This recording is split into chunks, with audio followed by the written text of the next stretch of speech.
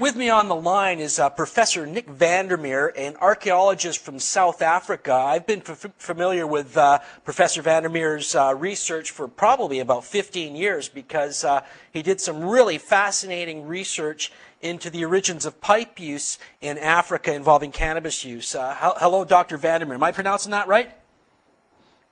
Well, I don't know if you can get it right, but the name is actually Van der Merwe. Okay, well, I'll just call you Nick. How about that? That's fine. So, Nick, you're an archaeologist? That's right. I trained at Yale, and my kind of archaeology is what I would call forensics.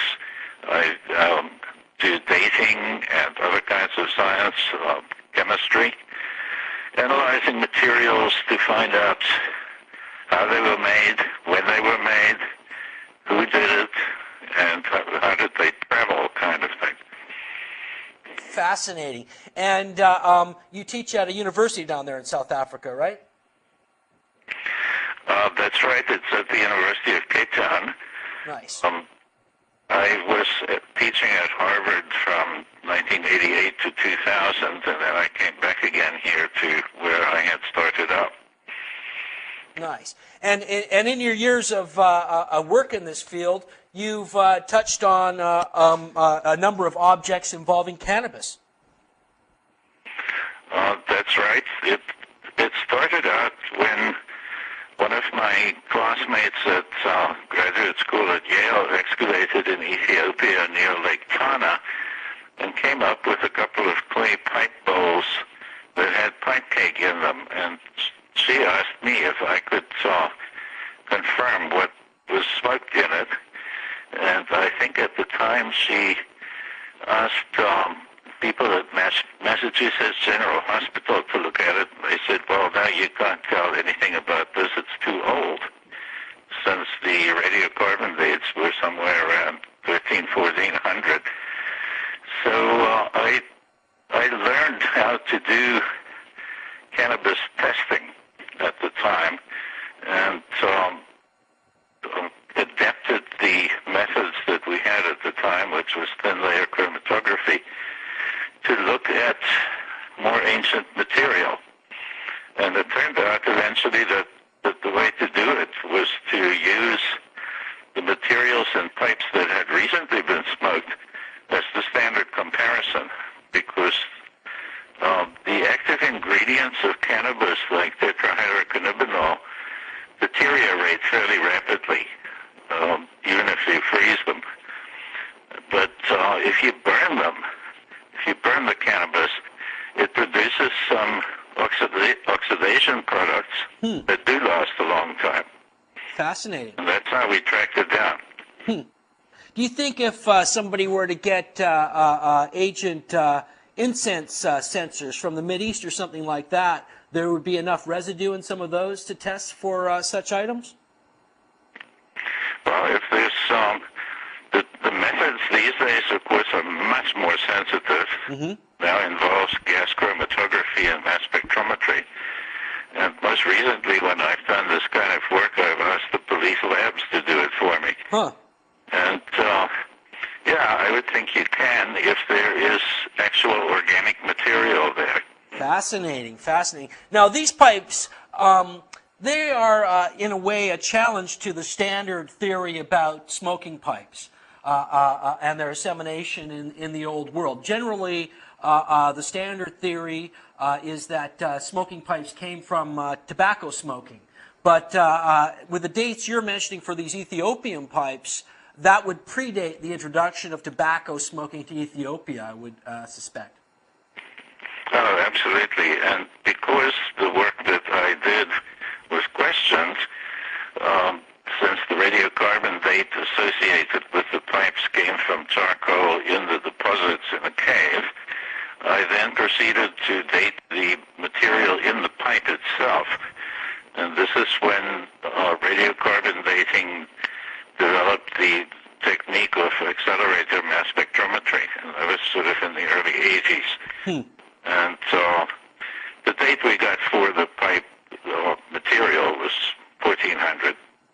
Wow, wow. And these type of pipes, they're still in use today, I understand, the types of bowls, and you suspect a gourd water pipe type of situation? Yeah, it's exactly. I have some stuff in the collections that are quite recent that look like that. It's just the clay pipe bowl with a place underneath where you insert some sort of hollow reed, and then that descends into, for instance, a calabash with a neck that you can use as a pipe stem.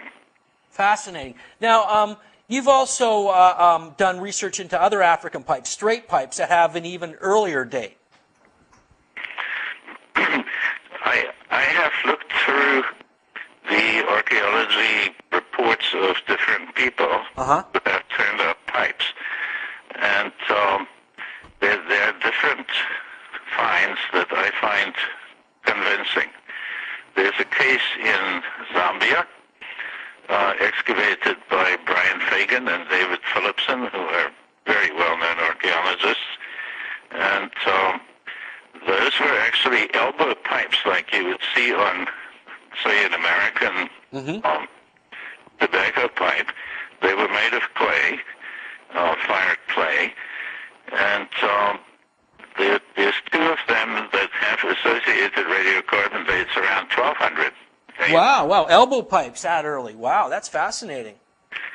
And then there's a case where I am not, this is in Botswana, at a site called Davuyu, and that was excavated by two American archaeologists, and the date is 750 AD, and what they found there is a piece of bone, a cylinder of bone, a long bone of some animal, that was burned on the inside. So they thought that that meant that it had been smoked, but that has not been analyzed to see if that's exactly the case. Can you get access to that piece, or? One would have to go and find it somewhere in the museum collections of Botswana. I am actually going there for a conference in July. Wow. So I'll see what I can do. Wow, fascinating. And so you would, from your research, do you think that daga smoking was taking place in Africa prior to the introduction of tobacco then? Oh, I'm quite sure of that, and it's not just cannabis either. There are other materials that were being smoked, and they're just various aromatic plants. And I think that the fact that tobacco took hold so fast all over Africa was because smoking was already happening. Yeah, fascinating. And we could also identify Africa as the birthplace of the modern water pipe? Now that I don't know, because that water pipe, I mean, those people in Ethiopia had contacts going back 3,000 years with India and the Arabian Gulf, and there were in fact people moving across from Arabia into Ethiopia more than 2,000 years ago. Well, Ethiopia is the oldest Christian country in the world, isn't it? Pardon? Ethiopia is the oldest Christian country in the world, isn't it? First kind of like Christian national country? Well, you mean in the sense of a country that identified itself as being governed by Christians? I suppose, yeah. I don't know about that. But you know, you had the kingdom of Aksum, which is sort of in the early Christian era. But I don't know if the Coptic Church had already taken hold at that time. I'm not that far into the religious history. Right. And from the pipe bowls you examine, they seem more like a tribal type of people that wouldn't, they'd be probably practicing a more shamanic type of religion at that time, the 14th century pipe bowls. Well, I don't know. The people who worked there for my friend Joanne Dombrowski identified the pipes immediately and said, now this one belongs to an important man.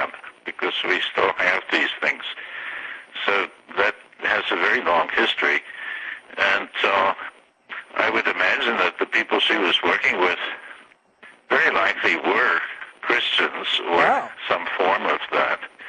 Huh. And it might go back very far. But Now, that's interesting in light of like the modern religion of Rastafarianism and their focus on Ethiopia, identification of Haile Selassie as part of a biblical line of kings and stuff like that, and their use of cannabis. I don't think those people had any contact with Ethiopia as such.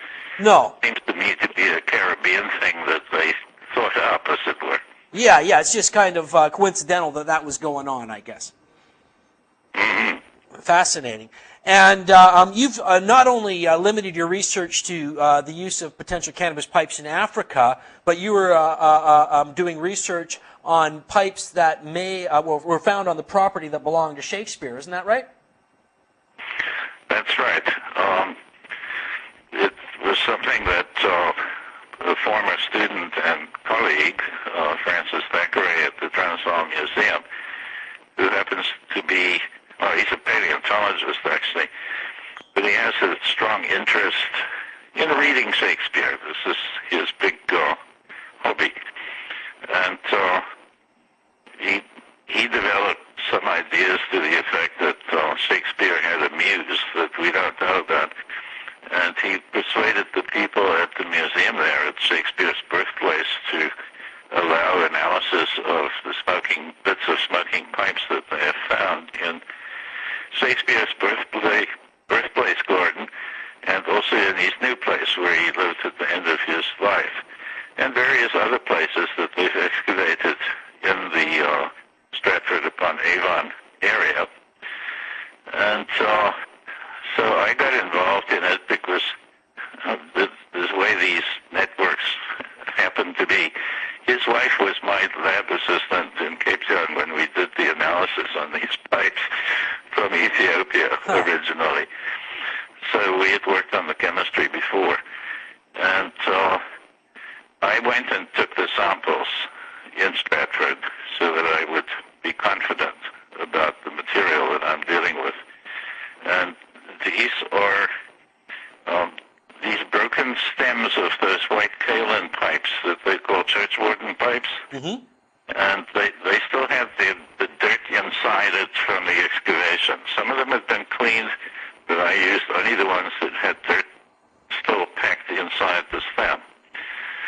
And the analysis was done by the police forensic labs in Pretoria, and they found 6 examples out of those 2 places that tested positive for cannabis. Were, to put it exactly the way the chemist, the inspector of police told me, we have enough here for a search warrant, but maybe for a conviction. Wow. And the other thing that is to me really fascinating is that in 2 cases, but this is not Shakespeare's gardens now, in 2 cases they positively identified cocaine. Now, don't think about cocaine as a derivative chemical that people snort. I mean, it is, after all, a plant that you could stick in a pipe and smoke. And one of these examples came out of the garden of John Harvard's mother.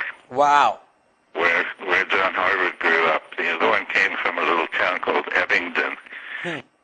So I think what was going on in the early 1600s is that as people had basically just discovered tobacco smoking, they were trying other things too.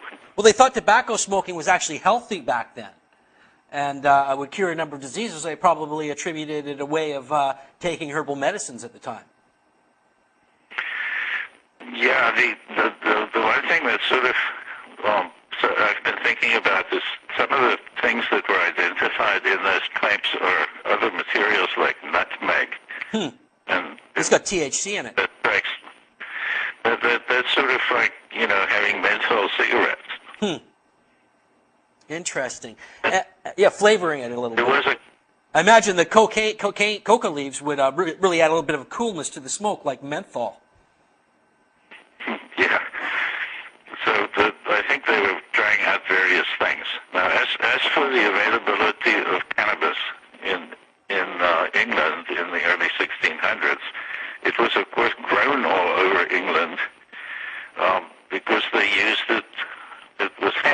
Yeah, yeah. Well, do you think it was just like a lowly hemp that was smoked in those pipes, or did it seem from what the police report said that it probably had a little higher THC level? Maybe they were making extracts or hashish or something, a low-grade hashish or something.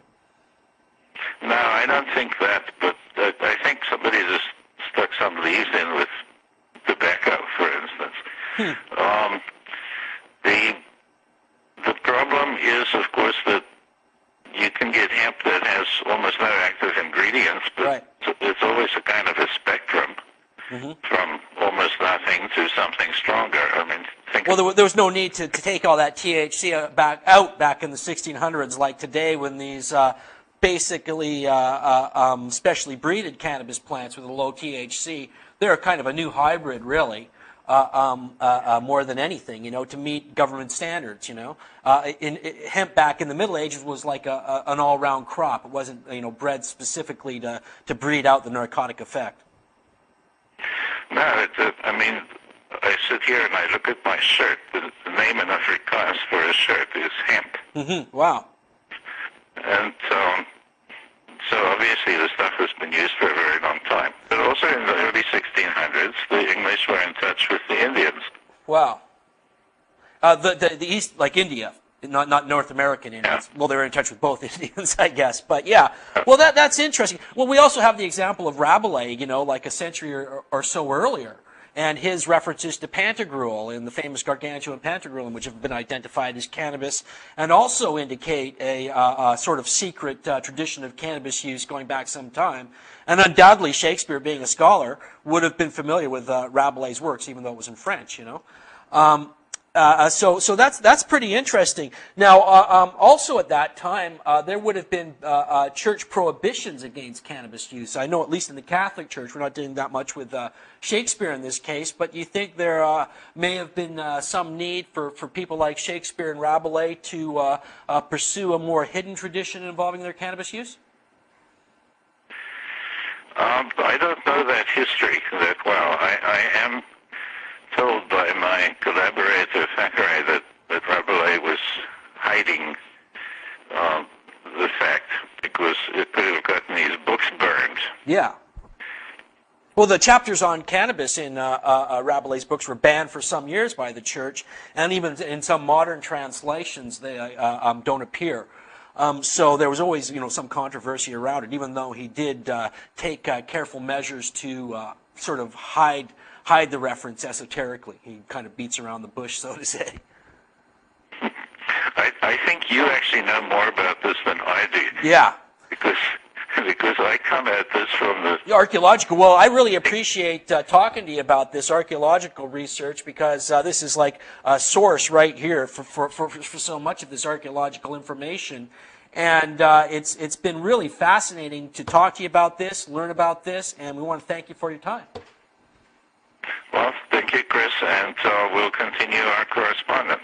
We sure will, and maybe you'll get to take a look at those straight pipes, and we'll have some news for the world on that. Yeah, if I can find them. The excavator said you may have to go and dig them up. There you go. Well, a real job for a true archaeologist. Thanks again, Nick, and it's been a great pleasure talking to you.